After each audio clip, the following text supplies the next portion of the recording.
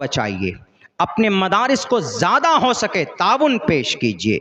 लोग तो अपने अपने मंदिरों की तामीर के लिए अरबों रुपए जमा कर रहे हैं, अरबों रुपए, और ऐलान कर रहे हैं हम 1000 ट्रेन फ्री कर देंगे। जब लड़का एग्ज़ाम देने जाता तो एक भी ट्रेन फ्री नहीं, एक भी ट्रेन फ्री नहीं, लेकिन जब मंदिर की उद्घाटन हो रही है तो 1000 ट्रेन फ्री। ऐसे ऐसे बेवकूफ़ लोग सब कुर्सी इख्तिदार पर बैठे हुए हैं। रेट ईजाद करके दुनिया को देने वाला डीएम जहां बैठता है, डिस्ट्रिक्ट के अंदर जो सेक्रेटरीट होता है, समाहर नाले होता है, हिंदी में बोलते हैं, ये इसकी ईजाद, इसकी शुरुआत उमर फारूक रजी अल्लाह ताला अन्हु ने की। पुलिस स्टेशन की शुरुआत उमर फारूक रजी अल्लाह ताला अन्हु ने की। एमपी एमएलए शहर में आता है, आपके हल्दिया में आ जाए कोई बड़ा नेता, कोई शराबी और कबाबी, कोई फासिक और फाजिर, तो उनके लिए क्या है? उनके लिए सर्किट हाउस है। सर्किट हाउस सरकारी मेहमानों की मेहमान खाना। ये सर्किट हाउस की शुरुआत दारुल रफ़ीक के नाम पर उमर फारूक रजी अल्लाह ताला अन्हु ने की। आज जो फौजी कैंपस है, फौजी कैंपस की शुरुआत उमर फारूक रजी अल्लाह ताला अन्हु के तरफ से की गई। आज जो ब्लॉक है, आज जो रजिस्ट्रार ऑफिस है, इनकी शुरुआत उमर फारूक रजी अल्लाह ताला अन्हु के तरफ से है। वह अलग बात है कि हमने बोलना छोड़ दिया, तारीख़ बयान करना अगर हमने छोड़ दिया है तो हकीकत दफन नहीं हो सकती। इंशाअल्लाह तबारक व तआला जब जब इस ज़मीन पर कुरान पर, शरीयत पर, इतिहास को मिटाने के लिए कोई खड़ा होगा, हमारे उलमाए किराम मैदान में निकल पड़ेंगे। हम अगर मदरसों के ऊपर ज़्यादा वक्त देते हैं, मदरसों में बच्चों को कुरान की तालीम दी जाती है, तो इसका ये मतलब नहीं है कि हम देश के संविधान को नहीं जानते। इसका ये मतलब नहीं है कि हम सूरह फातिहा याद कराते हैं तो हमें भारत के संविधान से हमें मोहब्बत नहीं है, भारत का संविधान हम नहीं जानते। मेरे भाइयों, आज ये कॉन्सेप्ट बनाया गया, आसाम के अंदर 1282 मदरसे बदल दिए गए, आसाम के अंदर उससे पहले 900 मदरसे बदल दिए गए, सिर्फ इस बुनियाद पर कि इन मदरसों में कुरान की तालीम होती, इन मदरसों के अंदर टोपी और दाढ़ी वाला होता है, इन मदरसों के अंदर सफ़ेद कुर्ता और पैजामा वाला होता है, इनको कुरान और हदीस के अलावा कुछ नहीं नज़र आता। याद रखो, भारत के अंदर नफरत परस्तों की जमात हो, तुम्हारे दिमाग में भूसा भरा हुआ है। अगर ये उलमा की जमात ना होती, अगर हमारे उलमा मदरसों से न निकलते, तो अंग्रेज का खुला मुकाबला अगर किसी ने किया है, हमारे उलमा कराम की जमात ने की है कि नहीं की है? बताओ ज़रा कि कौन था अंग्रेज के खिलाफ मैदान में? सबसे पहले बंगाल मुर्शिदाबाद का नवाब सिराजुद्दौला आया 1755-57 के अंदर। 1799 के अंदर शेर मैदान, शेर हिंदुस्तान टीपू सुल्तान मैदान में आया।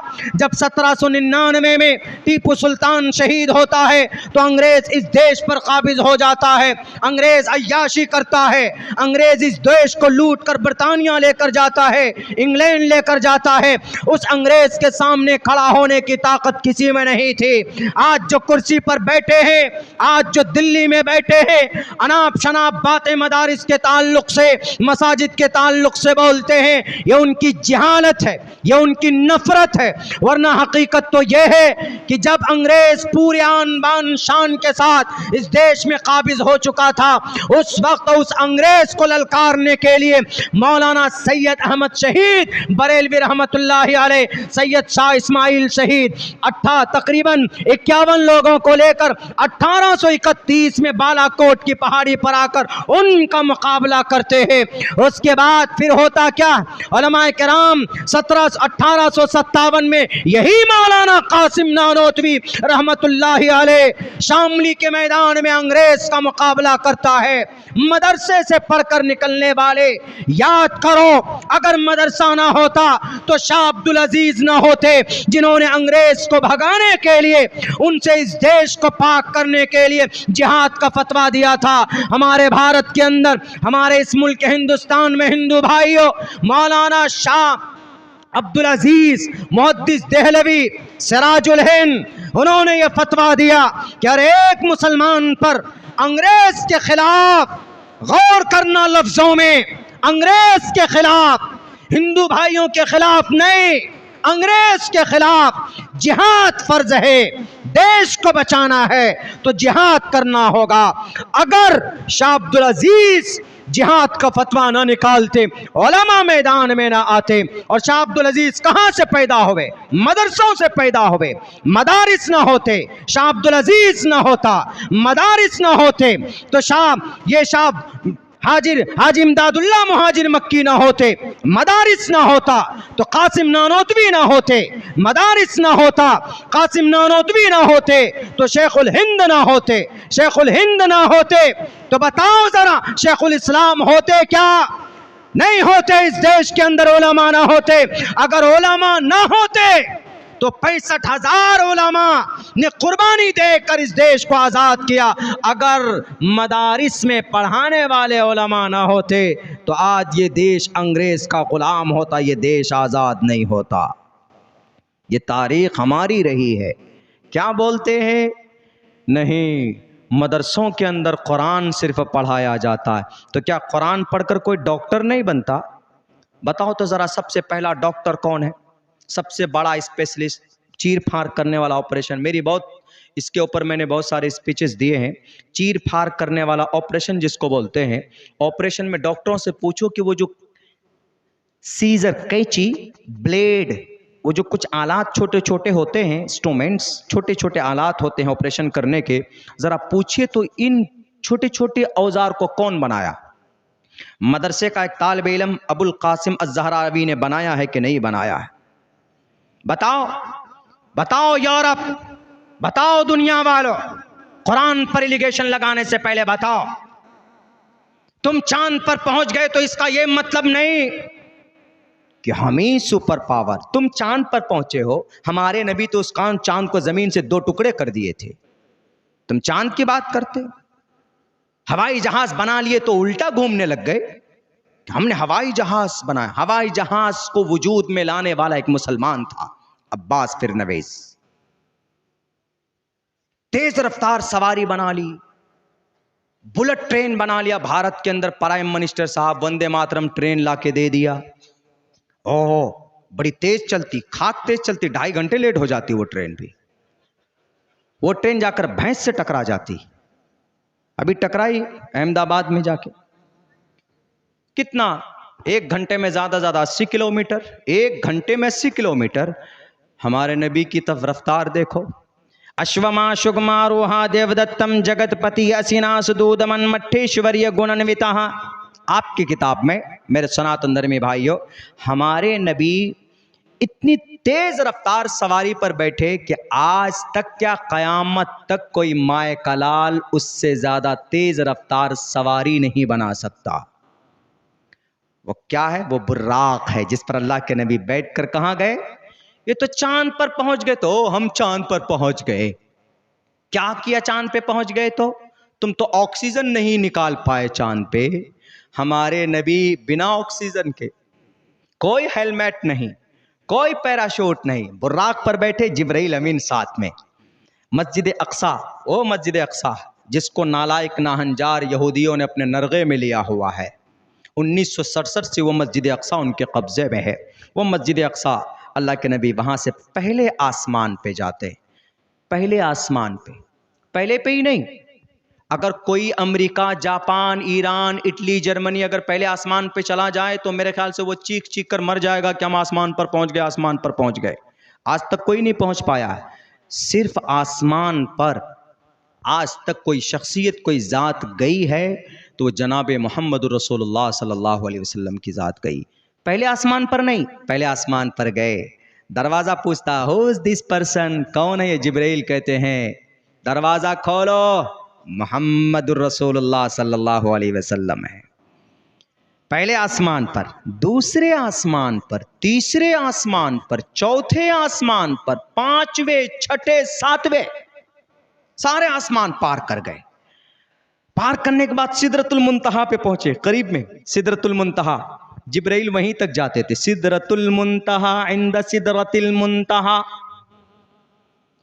अल्लाह के नबी को कहते हैं जिब्राइल जाइए। अल्लाह के नबी फरमाते तुम भी आओ साथ में। नहीं नहीं, ए अल्लाह के नबी, यहाँ से कोई नहीं जा सकता, आज से यहाँ से आगे कोई नहीं गया है। यहाँ से आगे अगर कोई जा सकता है तो वो सिर्फ आप जा सकते हैं। अल्लाह के नबी वहाँ से भी आगे निकल कर गए जाते जाते जाते जाते सुम्मा दना फतदल्ला फ़काना क़ाब क़ौसैनी औ अदना, बहुत करीब, बिल्कुल करीब, अल्लाह के करीब जाकर करीब हुए।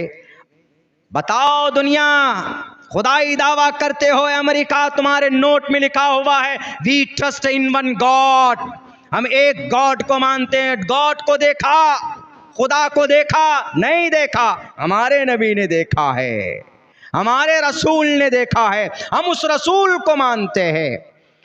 आज तुम बुलेट ट्रेन बना लेते हो, रॉकेट बना लेते हो, जहाज बना लेते हो तो गर्व करते हो। हमारे नबी तो बुर्राक पर बैठ कर गए और उसकी रफ्तार इतनी थी कि अगर आदमी 1,00,000 किलोमीटर देख सकता है तो उस बुर्राक का पहला कदम 1,00,000 किलोमीटर तक जाता है, इतनी रफ्तार थी। फिर भी गर्व नहीं किया हमारे नबी, गए अल्लाह के करीब। वहां नमाज जैसी बेहतरीन दीन का एक अहम फरीज़ा अल्लाह तबारक व तआला ने सौंपा कि नबी ये जाइए, नमाज है ये आपके लिए, आपके कौम के लिए, नमाज जैसी इबादत लेकर इस दुनिया में आए। फिर प्रोसेस हुआ, वापस किए गए, रास्ते में मुलाकात हुई, जन्नत और जहन्नम। आजकल तो लोग जन्नत और जहन्नम की बात करते हैं, लेकिन जन्नत और जहन्नम को देखा किसी ने नहीं देखा, हमारे नबी ने देखा है। स्वर्ग को किसने देखा? मोहम्मद रसूलुल्लाह ने देखा। नर्क को किसने देखा? मोहम्मद रसूलुल्लाह सल्लल्लाहु अलैहि वसल्लम ने देखा है। ये है कुरान के मानने वाले। कुरान जिस शख्सियत पर अवतरित हुई और उतारा गया, ये है वो शख्सियत, ये है वो अल्लाह के नबी अलैहिस्सलातु वस्सलाम। हम उस नबी को मानते हैं और उस नबी की सुन्नत के मुताबिक ज़िंदगी गुजारना चाहते हैं। मेरा चाहिए अपने मदारिस को ज़्यादा हो सके ताउन पेश कीजिए। लोग तो अपने अपने मंदिरों की तामीर के लिए अरबों रुपए जमा कर रहे हैं, अरबों रुपए, और ऐलान कर रहे हैं हम 1,000 ट्रेन फ्री कर देंगे।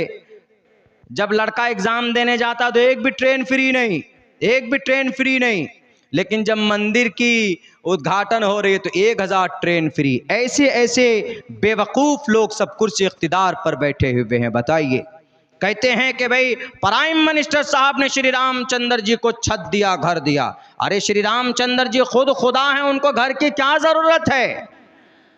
घर की ज़रूरत नहीं होती। मर्यादा पुरुषोत्तम जो खुदा होता है उसको घर की ज़रूरत नहीं होती है, उसको जगह की ज़रूरत नहीं होती है। बाज़ाब्ता कहा गया है, कहाँ? वेदों के अंदर कहा गया है, साफ साफ लफ्ज़ों के अंदर, न कश्चित पतरष्टीलिके न चिस्ताने वच्च तिस्य लिंगम सकारनम कर्णाधिपाधिपो न चास्य कश्चित जनिता न चाधिपा। साफ लफ्ज़ों में कहा गया है कि भाई उनको घर नहीं चाहिए, इंसानों की तरह उनकी ज़िंदगी नहीं होती। यही हमारा भी अक़ीदा है कि भाई अल्लाह तबारक व ताला को न घर की ज़रूरत है, न उनको सोने की ज़रूरत है, न उनको नींद आती है, न उनको ऊँग आती है, उनको न बेटा है न बेटी है, कोई नहीं। अल्हम्दुलिल्लाह हम तमाम मुसलमानों का यह अक़ीदा है।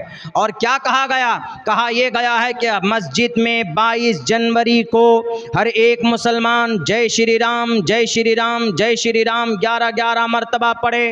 क्यों पढ़ेंगे हम? भारत का संविधान तो कहता है, क्या कहता भारत का संविधान? भारत के संविधान के खिलाफ है कि नहीं?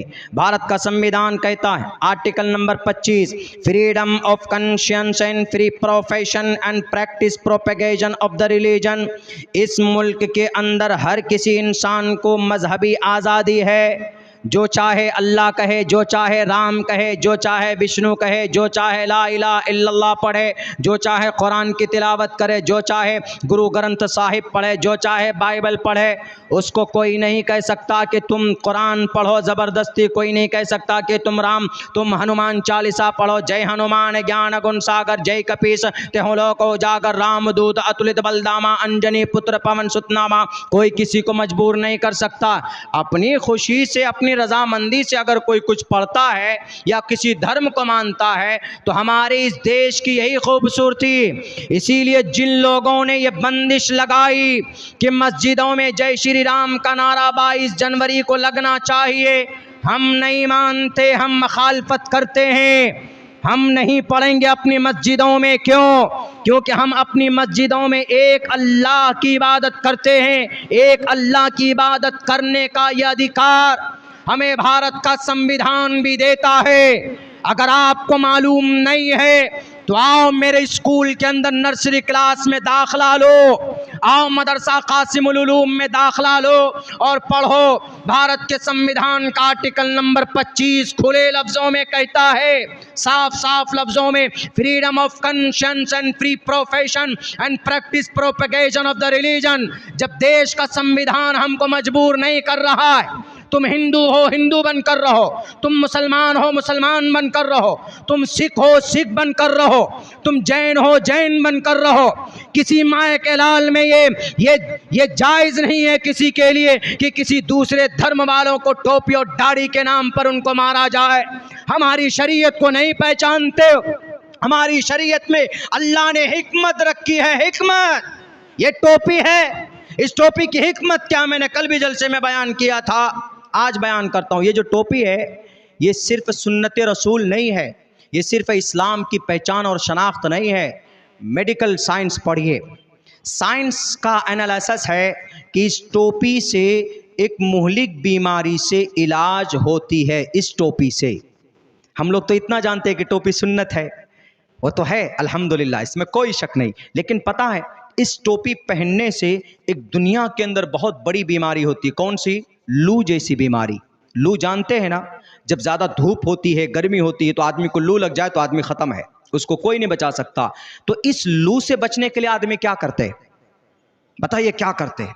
आम सा इलाज, आदमी सर पर बांध लेते हैं, वो मुरेठा बांध लेंगे, पगड़ी बांध लेंगे, कपड़ा डाल लेंगे। कहेंगे कि अरे गर्मी में भी तुम पगड़ी बांधे हो? अरे नहीं यार, बहुत धूप लग रही है इसलिए बांध लेते हैं, ऐसे करके बांध लेते हैं। अल्लाह के नबी ने 1458 साल पहले इसका इलाज बता दिया, पगड़ी और टोपी की सूरत में। मेडिकल साइंस कहता है कि क्यों लू यहाँ लगती, इस जगह पर, इस हिस्से पर, ये यहाँ पर मगज़ है, यहाँ पर वो ब्रेन है, उसके इस हिस्से पर जो लू को, गर्मी को कंट्रोल करने का जो सिस्टम अल्लाह ने रखा है वो यहाँ पे रखा है, इस जगह पे रखा है। और इस जगह पर अगर ज़्यादा गर्मी लग जाए तो आदमी को लू लग जाती है और फिर आदमी मर जाता है। तो इस जगह की हिफाजत अगर कोई चीज़ कर सकती है, टोपी और पगड़ी ही कर सकती है। दुनिया वालों, है निजाम तुम्हारे पास? ऐसा नहीं है। हमारे नबी के कदमों में गिर जाओ तो इंशाअल्लाह तबारक व तआला दुनिया के फितनों से भी महफूज हो जाओगे। कोरोना से बचने का क्या तरीका? सबसे पहले, बीमारी वैक्सीन बाद में है, सबसे पहले कोरोना से बचना है तो क्या करना? मोदी जी बोल रहे हैं क्या? हाथ धो, हाथ सैनिटाइज करो। हमारे नबी 1450 साल पहले बोल के गए कि नहीं बोल के गए कि जब खाना खाओ तो हाथ धो के खाओ, घर पे बैठो तो हाथ धो करके बैठो, कोई भी काम करो तो पाकी हासिल करके बैठो। तो ये कोरोना जैसी मुहलिक बीमारी, उत्तर प्रदेश के जो लाल बुजक्कर है, लाल बुजक्कर उत्तर प्रदेश को क्या बोलते हैं? हम सुन्नत को नहीं मानते, हम हाथ क्यों धोएंगे? तो अल्लाह कहता हाथ नहीं धोगे, सुन्नत को नहीं मानो, लाओ कोरोना को भेज दिया चीन से, जाओ कोरोना जरा समझा दो हाथ धोने की क्या फजीलत है। कोरोना आया, आने के बाद कब्जा किया, उसके बाद सब लोग चीखने लगे भैया कोरोना से बचना है तो हाथ धो करके पकड़ो किसी चीज को। अब यानी अल्लाह के नबी की सुन्नत का जो फायदा 1458 साल पहले बताई गई थी, अब इन लोगों को अब कोरोना ने समझा दिया। नहीं समझोगे तो कोरोना तुमको इसका फायदा समझा देगा। दूर से दूर रहो, 6 फीट दूरी कोरोना से है, बचना जरूरी तो रहो 6 फीट दूरी, सोशल डिस्टेंस, है ना? पता है ये क्यों किया था? CAA कानून बना है, अभी लागू होने वाला है ये CAA का मतलब है लोगों को अलग अलग करना, हिंदू को अलग, मुस्लिम को अलग करना। तो अल्लाह ने कहा अच्छा बहुत भेदभाव कर रहे हो तुम, एक कोरोना जाओ जरा बता दो भेदभाव क्या होती, सबको अलग अलग करो। तो कोरोना ने आकर, कोरोना आया तो सबको बता दिया, कोई किसी से नहीं मिलेगा। मिलता था कोई किसी से? कहीं पर भी नहीं। रेलवे लाइन में भी दूर खड़े रहो, चाय के दुकान में भी दूर खड़े रहो। मोदी जी भी बोलते थे दूर खड़े रहो अगर कोरोना से बचना है। तो या अल्लाह ने कोरोना के ज़रिए से बचा दिया कि भाई CAA तुम भेदभाव करना चाहते हो, लोग कोरोना ने तुमको बता दिया कि तुमको दूर कैसे रहा जा सकता है। अपने बच्चों से भी लोग दूर हो गए। बाहर से आते थे, क्या बोलते थे, बेटे दूर रहो, वहीं पर रहो, तुम वहीं पर रहो, वहीं पर रहो, तुम मिल नहीं सकते मुझसे, पहले हाथ धोने दो। हाथ भी धोते थे, सैनिटाइज करते थे। नहीं समझोगे तो कोरोना के जरिए अल्लाह तबारक व तआला तुम्हें समझाएगा। मेरे भाइयों, तो ये सारी बातें कुरान हदीस, इनकी बका, इनकी हिफाजत सिर्फ एक जगह है, मदरसा और मकतब। अल्हम्दुलिल्लाह आपका मदरसा देखकर मैं बहुत खुश हुआ हूँ, बहुत ज़्यादा खुश हुआ हूँ और दिल से दुआ निकली है कि ये आप लोगों के, आपके इलाके के लिए ये मदरसा, ये दीन का किला है। मदरसा नहीं होगा तो आलिम नहीं पैदा होंगे, अगर उलमा पैदा नहीं हुए तो फिर निकाह, जनाजा, शादी बियाह में मसाइल, तलाक, खुला, विरासत, ये मसला कौन बताएगा। इसीलिए इन मदरसों का बाकी रहना ज़रूरी है। मैंने भी पढ़ा है, 13 साल तक मदरसे में पढ़ा हूँ मैं। 13 साल तक मदरसे में पढ़कर तब बाद में मैंने डिप्लोमा वगैरह किया है बेंगलोर के अंदर में, 2 साल के लिए किया है। वो बहुत बड़ी चीज़ नहीं है। मैंने 10 साल का कोर्स CBSE पैटर्न का 2 साल में पूरा किया हमने बाद में बेंगलोर के अंदर जाकर। लेकिन 13-14 साल तक मुस्तकिल मैंने मदरसे में तालीम हासिल की है। अगर मदरसा है तो कुरान और शरीयत की सही तालीम आपको मिलती रहेगी और सही जानकारी आपको मिलती रहेगी। तो इसीलिए गुजारिश करता हूँ मैं, ज़्यादा नहीं, चूँकि वक्त बहुत हो चुका है, इस मदरसे की तामीर के लिए, इस मदरसे की बका के लिए अगर आप कुछ देते हैं तो अल्लाह के दरबार में जमा हो जाता है।